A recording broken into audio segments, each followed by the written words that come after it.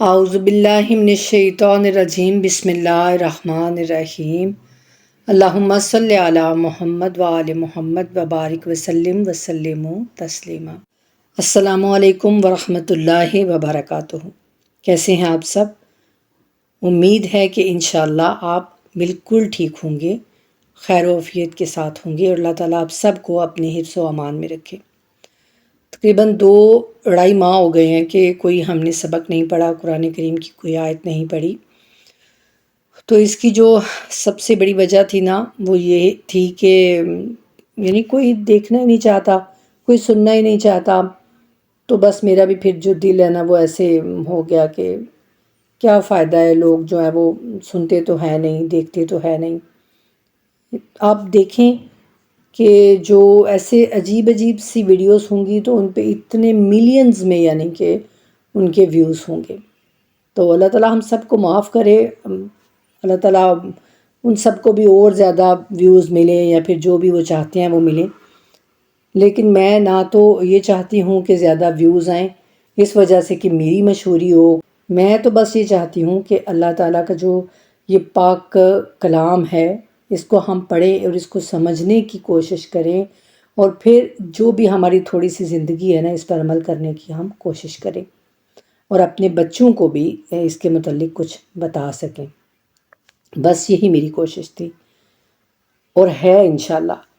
تو جو یہ بیچ میں جو وقفہ تھا نا، تو اس میں بس یہی تھا، میری اپنی طبیعت بھی تھوڑی خراب تھی، تو لیکن جو مین وجہ تھی نا وہ یہی تھی کہ بس میرا دل جو ہے نا وہ بہت اس طرح سے ہو گیا تھا کہ لوگ اس کو پسند ہی، شاید اللہ تعالیٰ مجھے معاف کرے اللہ تعالیٰ، لوگ اس طرف ہیں ہی نہیں، متوجہ ہی نہیں ہیں۔ تو لیکن اب میں نے سوچا کہ جو میرا فرض ہے وہ تو مجھے کرنا چاہیے نا، جو ہر مسلمان کا حق ہے، جو ہمیں قرآن میں کہا گیا ہے کہ اس دین کو پھیلاؤ، امر بالمعروف کرو، نہی عن المنکر کرو، تو وہ ہمارا فرض ہے ہم سب کا۔ تو وہ میں تو اپنا فرض ادا کروں نا۔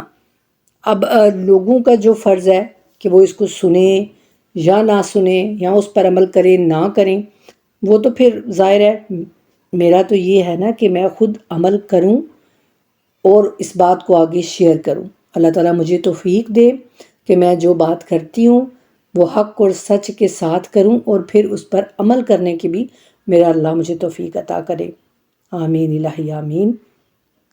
تو ایک حدیث تھی جو ہم بچپن سے بھی سنتے آ رہے ہیں، اور جو اس کے متعلق ہم سمجھتے تھے نا، تو اس سے ہٹ کر ایک اہل علم کی جو مجھے بات میں نے سنی نا، تو وہ مجھے بہت ہی عجیب لگا کہ ہم کہ حدیثوں کو بھی، آیات کو بھی ہم اس طرح سے سمجھتے ہیں، اور وہی بس ہمارے ذہن میں آتا ہے کہ جو ہم نے سنی ہوتی ہیں یا پڑھی ہوتی ہیں نا۔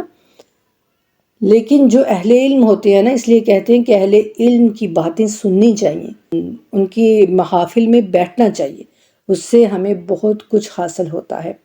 تو وہ حدیث کیا تھی کہ جناب حضرت علی علیہ السلام فرماتے ہیں کہ دنیا کے لیے یوں محنت کرو کہ ہمیشہ تمہیں یہیں پر رہنا ہے، اور آخرت کے لیے یوں تیاری کرو جیسے تمہیں کل ہی کوچ کر جانا ہے۔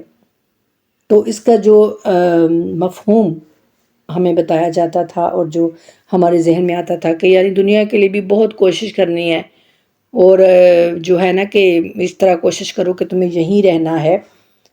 تو اس کا مطلب ہے کہ دنیا کے لیے بھی ہمیں بہت کوشش کرنی ہے، دنیا کے لیے پیسہ اکٹھا کرنا ہے، مال اکٹھا کرنا ہے، اچھے اچھے گھر بنانے ہیں، بڑے بڑے محل تیار کرنے ہیں۔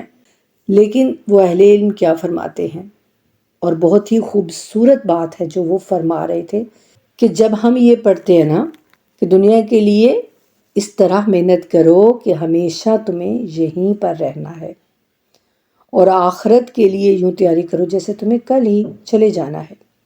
تو اس کا مطلب یہ ہے کہ جو دنیا کے کام ہے نا، ان کے لیے ہو سکتا ہے یہ تھوڑا سا مشکل ہو۔ میرے بچے اگر اس کو تھوڑا سا دھیان سے سنیں گے نا تو ان کو سمجھ آ جائے گی انشاءاللہ۔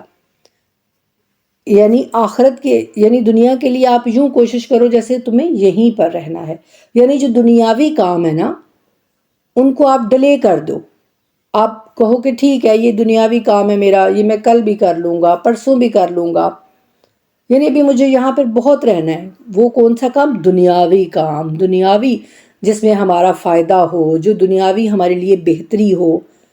دنیا کے کوئی بھی کام ہو سکتے ہیں، تو ان کو تم ڈیلے کرو، ان کو تم کل پہ چھوڑ دو، ان کو تم پرسوں پہ چھوڑ دو۔ لیکن جو دین کے لیے کام ہے، جو تمہاری آخرت کو فائدہ دے، جو تمہیں مرنے کے بعد فائدہ دے، اس کام میں تم جلدی کرو۔ کہ جیسے تمہارے پاس بس یہی آج کا ٹائم ہے اور یہ زندگی پھر ختم ہو جانی ہے، تو تم نے اس میں جلدی جلدی وہ کام کرنا ہے۔ کون سا کام؟ دین کا کام، جو تمہیں آخرت کے لیے فائدہ دے، وہ کام، اس کام میں تم نے تعجیل کرنی ہے، جلدی کرنی ہے۔ اور جو کام دنیاوی کام ہے اس کو تم نے ڈیلے کر دینا ہے، اس کو تم نے چھوڑ دینا ہے۔ سمجھ میں آ رہی ہے نا میری بات میرے بچوں کو؟ تو جو کام دین کا ہے اس میں جلدی کرو۔ یعنی اس حدیث کا مفہوم یہ ہے، امام یہ فرما رہے ہیں، یہ نہیں کہہ رہے ہیں کہ دنیا کے لیے تم اس طرح سے محنت میں لگ جاؤ، کوشش کرتے رہو، اچھے اچھے گھر بناؤ، اچھی اچھی چیزیں خریدو، کہ تم نے جیسے یہیں پر رہنا ہے۔ تو یہ امام علیہ السلام کا قول جب سے میں نے پڑھا ہے نا، تو بس میری یہی کوشش تھی کہ میں اپنے بچوں کو انفارم کروں، تو اپنے دل کی جو بات ہے وہ ان تک پہنچاؤں۔ تو اللہ کریم ہم سب کو قرآن کو سمجھنے کی اور احادیث کو سمجھنے کی اور امام کے اقوال کو سمجھنے کی اور اس پر عمل کرنے کی توفیق عطا فرمائے۔